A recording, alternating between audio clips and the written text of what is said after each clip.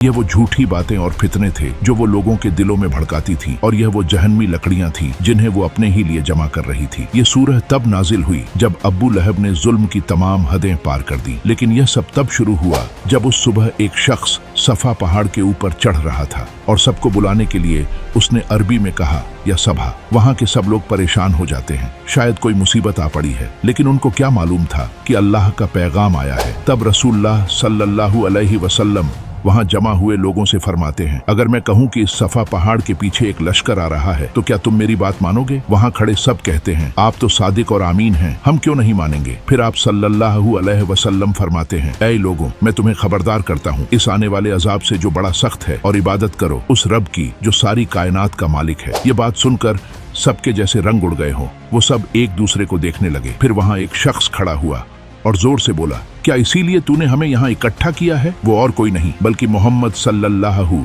अलैहि वसल्लम का चाचा अब्बू लहब था। लेकिन उस वक्त अल्लाह ने सूरह नाजिल नहीं फरमाई थी। जिस औरत का जिक्र कुरान में बतौर लानत हुआ, उसकी शनाख्त सिर्फ एक आम औरत की नहीं थी, वो मक्का के सबसे ताकतवर कबीले कुरैश से ताल्लुक रखती थी।